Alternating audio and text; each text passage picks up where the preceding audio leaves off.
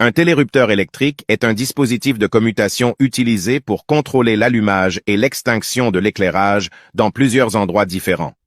Il permet d'actionner un circuit d'éclairage à partir de plusieurs interrupteurs placés à des emplacements différents. Voici comment fonctionne généralement un télérupteur électrique. Alimentation électrique. Le télérupteur est alimenté par le réseau électrique principal, généralement à une tension de 230 volts.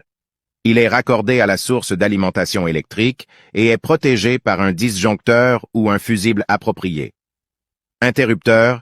Le télérupteur est connecté à plusieurs interrupteurs, poussoirs, placés à différents endroits, tels que les différents étages d'un bâtiment. Ces interrupteurs sont souvent de type poussoir, ce qui signifie qu'ils ne conservent pas une position fixe après avoir été enfoncés. Bobine de télérupteur. Le télérupteur contient une bobine électromagnétique qui est activée lorsqu'un interrupteur est enfoncé. Lorsque la bobine est alimentée en courant, elle crée un champ magnétique qui agit sur les contacts du télérupteur. Contact du télérupteur.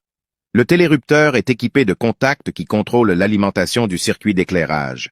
Il comprend généralement un contact de puissance et un contact auxiliaire. Le contact de puissance est utilisé pour commuter l'alimentation de l'éclairage, tandis que le contact auxiliaire peut être utilisé pour d'autres fonctions, telles que la signalisation ou le contrôle d'autres dispositifs. Commutation de l'éclairage. Lorsqu'un interrupteur est enfoncé, la bobine du télérupteur est activée, ce qui crée un champ magnétique.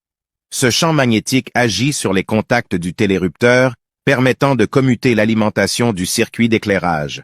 Cela allume ou éteint l'éclairage, selon l'état précédent. Maintien de l'état de l'interrupteur. Une caractéristique importante du télérupteur est qu'il conserve l'état de l'interrupteur. Cela signifie que si l'éclairage est allumé et qu'un interrupteur est enfoncé pour l'éteindre, l'éclairage restera éteint, même si les autres interrupteurs sont relâchés. De même, si l'éclairage est éteint et qu'un interrupteur est enfoncé pour l'allumer, l'éclairage restera allumé, même si les autres interrupteurs sont relâchés.